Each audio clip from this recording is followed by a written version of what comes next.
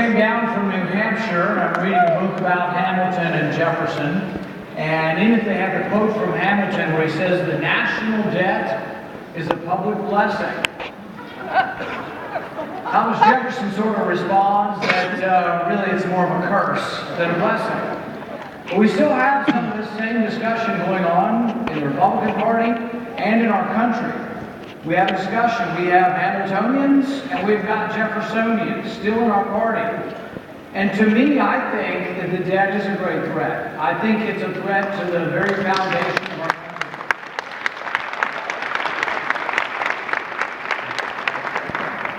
It won't surprise you that some disagree. And some think that, well, it doesn't matter what we borrow the money for, but if we're going to spend it on advancing the military, it's fine. I guess the problem I have is that if you're going to spend $1 trillion of new money that's going to be added to the debt, does that make us stronger or weaker? Admiral Mullen, career officer, said that he thinks that the biggest threat to our national security is our debt, and I agree with him. I don't think that we project strength from bankruptcy court. I think the further we get into debt, the further danger there is that we actually might destroy the currency. We actually might destroy the country. So this is a debate we're going to have.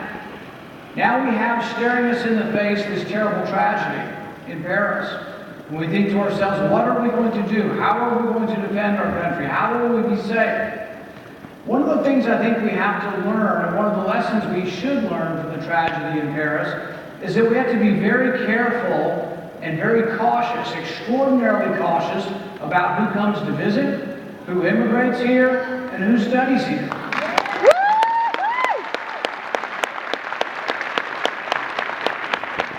Once upon a time after 9/11, we had a program that had extra scrutiny for those who wanted to visit us. I'm all for that. In fact, I tried to reinstitute this. President Obama canceled it. The one cost savings that President Obama came up with was canceling a program that scrutinized those who were coming to visit us. But I tried to reintroduce this. You will recall there was an immigration bill. Rubio and Schumer put forward an immigration bill. And so I put forward an amendment called Trust but Verify. Because the biggest problem to all types of immigration reform is people say, oh, we're going to secure the border, and it never comes.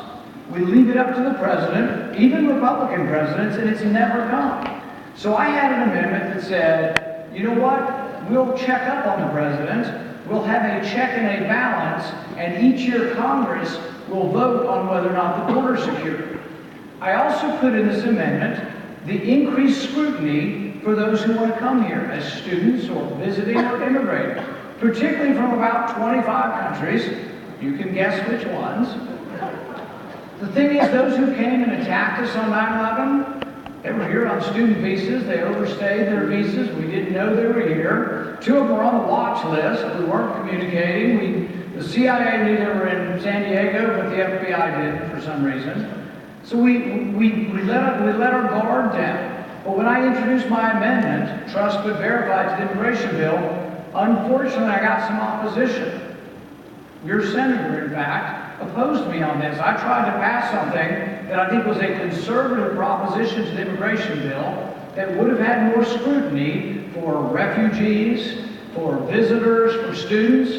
And one of the reasons I became very concerned about this is that I live in a little town in Kentucky, in Bowling Green, and we had 2 people come from Iraq, refugees, still trying to figure out how you have people seeking political asylum when we won the war. But they came to Bowling Green and then decided to buy surface-to-air missiles to attack us. We caught them, fortunately, but I'm asking the question, who in the hell is in charge of scrutinizing these people? So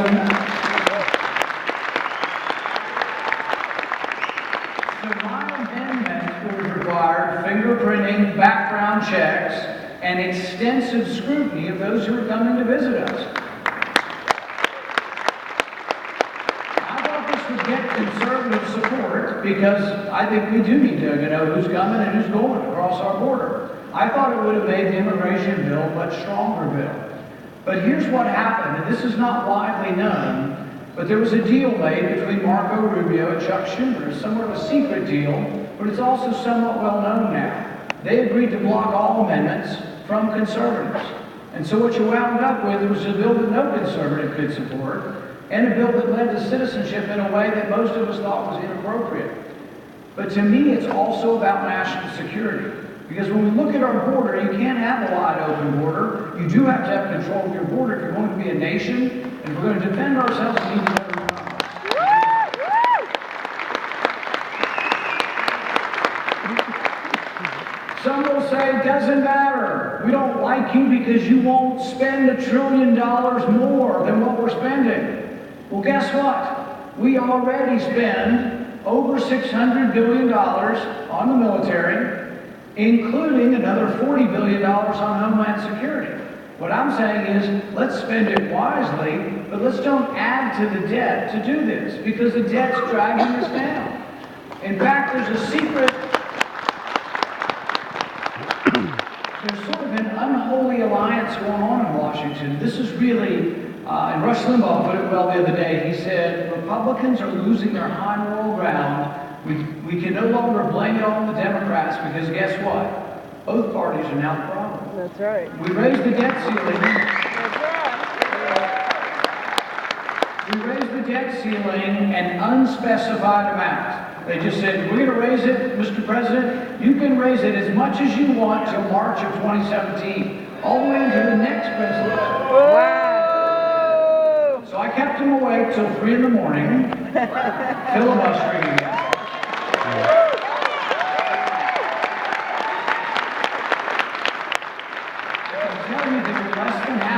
I heard a few words that I cannot reveal on the national stage. As they walked by my desk, there were quite a few epithets being hurled at me because they were unhappy that they were there at 3 in the morning. And I said, look, the country is worth us having a debate over this. Yeah.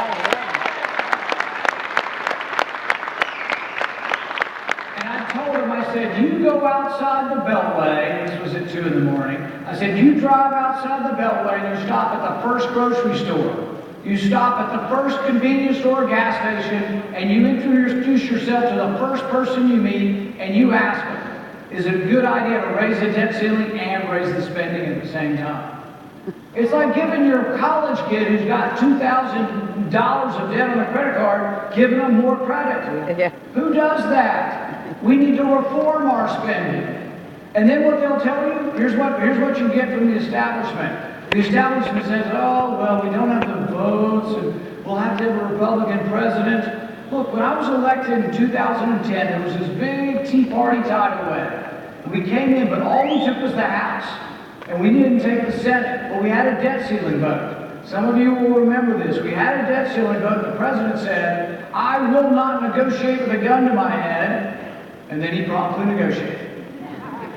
And we got what was called the sequester.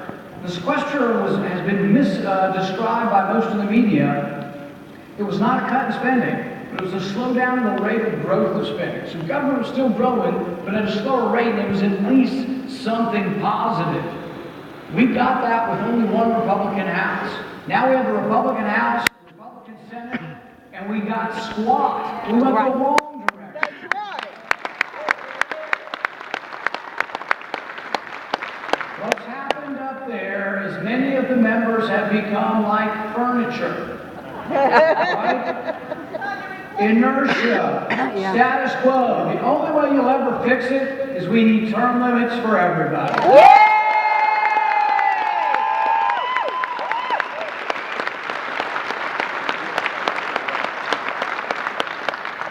People ask me, they say, what's the worst thing the president has done? I say, how long do you have? Yeah. But really what I think it all is not just Obamacare, it's not the banking regulations. If I wanted to sum it all up in one statement, I would say it's the collapse of the separation of powers. Yeah. Yes. Yeah. Remember what he said? He said, I've got my pen and I've got my phone, and by golly, he's just going to do what he wants. And that's what he's been doing, time and time again. The separation of powers was one of the most important things our founders gave to us. In fact, Madison put it this way. He said we would have co-equal branches of government, they would check and balance each other, and we would pit ambition against ambition. Ambition of Congress to want more power would be pitted against the president, who would want more power, and they would check and balance each other. But if I had to give you an estimate of the way Washington works now, I would say the president is 1,000-fold more powerful than Congress. Why? Because you have a Congress that rolls over, plays dead, and has become inconsequential.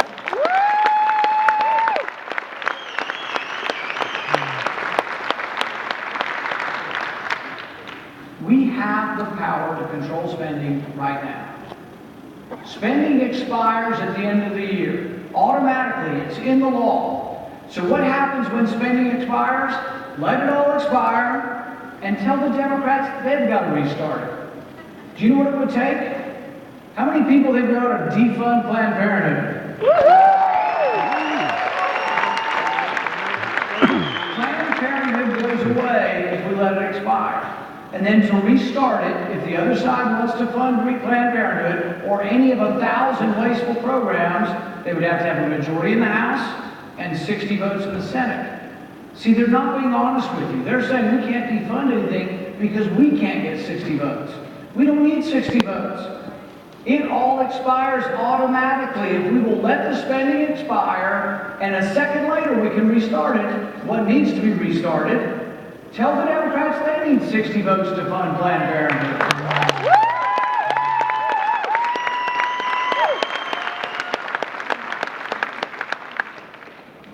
When we look at the problems that we face, and we look at who we're going to choose as our next commander-in-chief, I'm reminded of what I think is probably the worst scandal of the last 8 years, and that's Benghazi.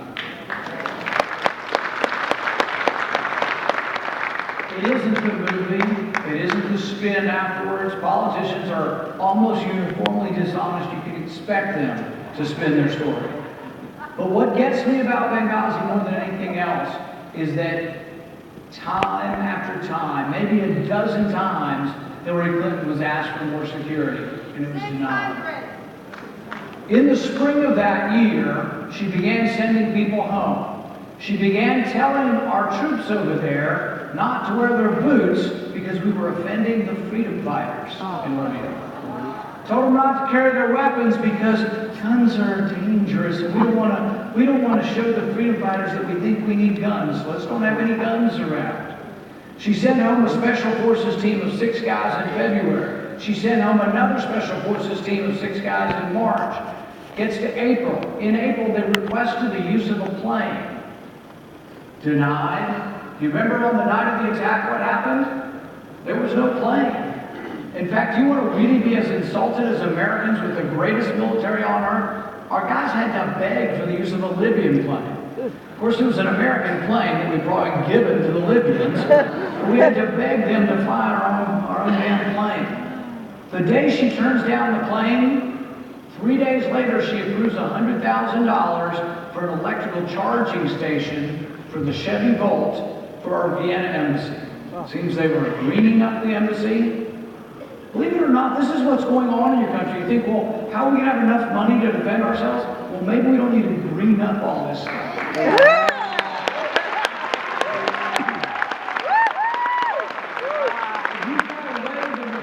Benghazi versus buying an electrical charging station for Vienna's embassy? My goodness. Then she had the gall to come before our committee and say, oh, we didn't give her enough money. So I began listing the things she spent the money on. The summer before our ambassador was killed, they spent $700,000 on landscaping for the Brussels embassy. They spent $100,000 sending 3 comedians to India on the Make Chai, Not War tour. Oh my God. They spent $500,000 on Facebook ads. Seems that the State Department doesn't have enough friends. All summer long, they're spending things. They spent $5 million on crystal barware and glassware for the embassies, but didn't have enough money to defend them in Benghazi. So it comes to a month before the ambassador is killed, and the ambassador sending plea after plea. Now he's sending cables from himself to Hillary Clinton. So when she came into my committee for the investigation and said, you know, she didn't know anything about this, she just said, did you read the cables? That's what I asked her. Did you read the cables of the ambassador pleading for help? And she said no, and she kind of acted all puffy, like she was too busy to read them. And you know what? You know what I tell her? By her inaction, by her dereliction of duty, she should forever be precluded from being commander-in-chief. Yes!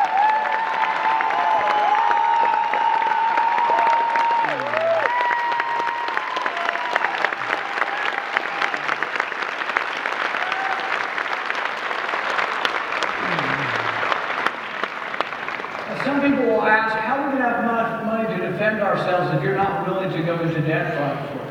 First, we spend $600 million, more than the next 10 countries combined. Add China, Russia, and 8 more countries, and that's what we currently spend. There's a lot of money. We're wasting it. I'll give you an area where we might not want to spend any money. I say not one penny for countries that are persecuting Christians.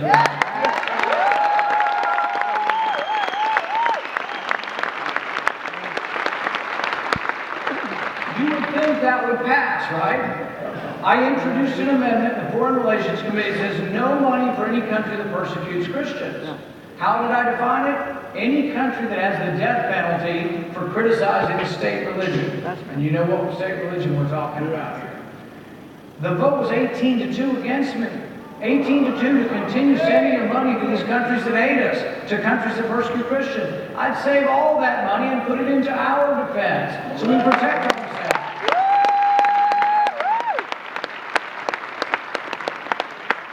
And some people say, well, surely no one's putting Christians to death. Asia Bibi is a Christian in Pakistan. There are not many Christians left in Pakistan. She went to draw water from the well, and they began stoning her and beating her. She was bleeding and on her knees, crying out for help. She was a Christian in a Muslim village, falls to her knees, bleeding and crying for help.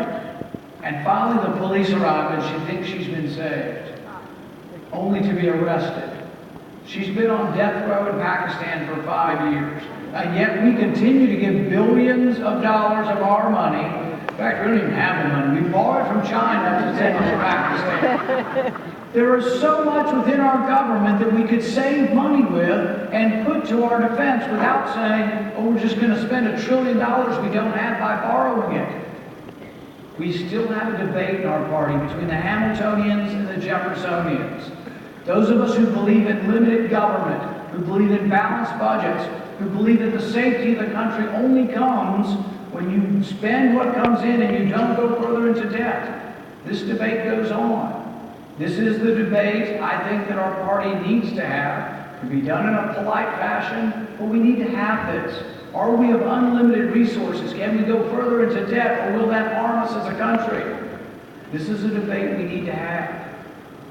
As we move forward and we think about what we want to project to the American people and what's the message that we can project that can win the country and beat Hillary Clinton, I think of the painter by the name of Robert Henron, and he had this message to young painters. He said, paint like a man coming over the hill singing. I think when we proclaim our message with passion that we're going to defend the entire Bill of Rights, that we're going to be the party of justice, when we proclaim that message with hope and optimism, and when we proclaim that message like a man coming over the hill singing, then we're going to be the dominant party. We're going to rock and roll to victory, and that's what I want to be part of.